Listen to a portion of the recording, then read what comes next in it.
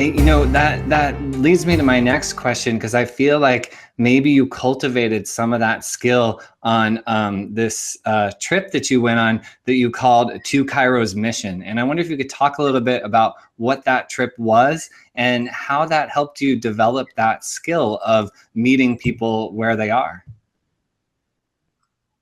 Very good. Go ahead. We got a crazy idea when we were in chiropractic school that we were going to do something different. And we met in chiropractic school in Davenport, Iowa. And we decided that we wanted to travel, see the world, but also save lives around the world.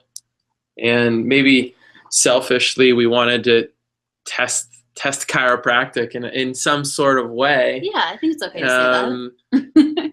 And one thing led to the next, and the next thing you know, we were graduating, and a week after we graduated, we were on a plane flying to India. And the unique thing is that, and you hear chiropractors say that all you need is chiropractic. But when you're in a country where you can't understand the language that they're speaking and you can't communicate verbally with them, you have to let go of all of that verbal communication, and you have to look within to all the other valuable communication skills that we have that we completely forget about because we just verbalize too much of what it is that we're dealing with.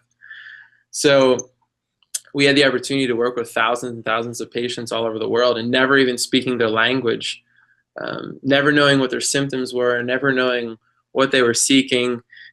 But deep down inside, we knew that chiropractic was going to help serve them. And every single time it always did. So that really transformed us and really kind of allowed us to go outside of our shells and discover truly what chiropractic was all about. Yeah, I think when we started To Chiros Mission, the first time we went to India, we practiced in a doctor who had already set up the practice and had been there for a couple of years. And he invited us in to work there like over our summer breaks. We were only there for a month the first time. And I think once you go there and you see that, whether you do any mission trip, I think they're so incredibly important, because there's something about being in school that steals just a tiny little bit of your soul and a tiny little bit of everything that you thought was possible when you first came in. Your chiropractic philosophy, because all these doctors are telling you how great it is, and then you get to clinic and you're like, wait, so I can't adjust that guy? And they're like, no. And you go, oh my gosh, that person needs an adjustment. That's all I need. Right? It's like every single board question, refer out. Refer out. Like, what? For what? For what? Yeah. And so I think when you have that, deciding to be in that mindset, and then for us to be, okay, is this a mindset I want to take with me as we start our practice together?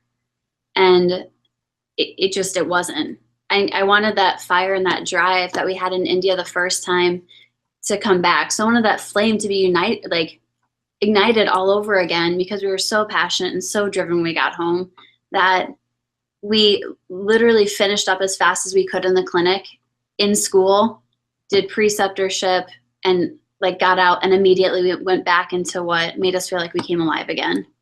And being able to travel and teach people chiropractic all over Southeast Asia and India, and we are adjusting Sherpas as we're hiking in Nepal, and to be able to do that, I mean, that's what really brings you back to life. Someone that knows absolutely nothing, and then they're like, this is amazing, why don't I know this? Which is what I want out of Americans, but it's a harder sell here, because we're so integrated with everything else that's going on. Yeah. We're literally in the bowels of the medical system right now, and so to do it there, it's so easy, and they get it, and they get that interconnectedness. Everyone wants what we have. Yeah.